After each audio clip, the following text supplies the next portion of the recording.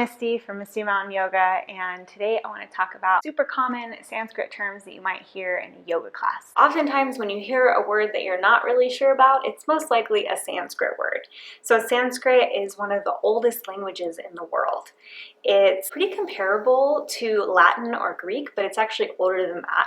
And that's where a lot of the yoga terms come from, because that's where yoga is from. So first, yoga comes from the word yuj, which means to yoke or to bind together. So you can think about bringing together the union of mind, body, spirit, breath, all of the things in one place. The second one is asana. Asana means seat, or you can think of it as your pose. So if you're in a yoga class and you hear a teacher and they say Trikonasana, Utkatasana, Adho Mukha Shavasana, those all are names of poses. So if you're not really sure what they just said, but it ended in asana, it's probably a pose name, and you can look around to kind of get an idea of what they're talking about. So the next one is mantra.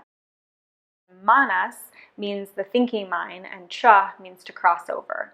So we use mantras, which are oftentimes very rhythmic phrases in Sanskrit or song in Sanskrit, to settle the chatter in our minds. So you can think of it as a meditation tool, but I think that they are really fascinating because they're thousands and thousands of years old. And if you can imagine all of the people that have chanted these same songs and phrases over and over again with that intention behind them, now you have them coming out of your mouth with that same intention. You are getting that energetic vibration as you sing that song.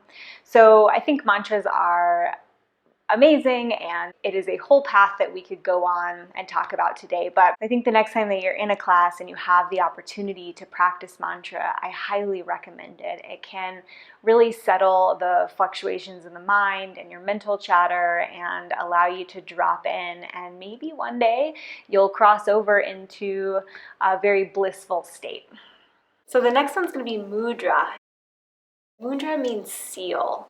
When we do mudras, oftentimes it's a seal within the fingers, and you can think of that as a seal of the energetic forces that run through our body. So we have these energy channels that run throughout the body, and when we're doing mudras, we're trying to activate those different channels.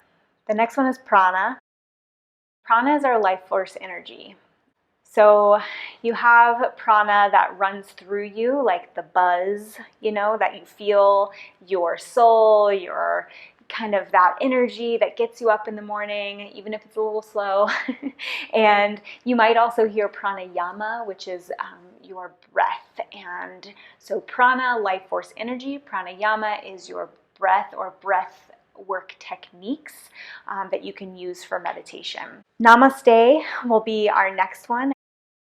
Namaste is said in most classes, and it's kind of interesting because Namaste is actually a greeting in India, but oftentimes in Western culture we will find it at the end of the class. And that's how I was taught to close my classes, and I just really love the meaning of it, which is the divine light in me sees and honors the divine light in you. So I think that it can be used at the beginning or the end and be such a wonderful way to connect with your teacher, your students, your friends. The last one that I want to share is not one that's used very often, but I just thought I would plant the seed in your mind. It's my favorite word, so this is kind of a bonus word, and it is moksha. And moksha means freedom or liberation, and I just think that that's so beautiful. I hope that they help lessen the uncertainty that you may be having as you work your way through practice and start to become more of a seasoned yogi. So if you have any questions, please let me know. Like the video, comment below, or go ahead and subscribe to my page. It would mean a lot to me, and I hope you have an awesome day. Namaste.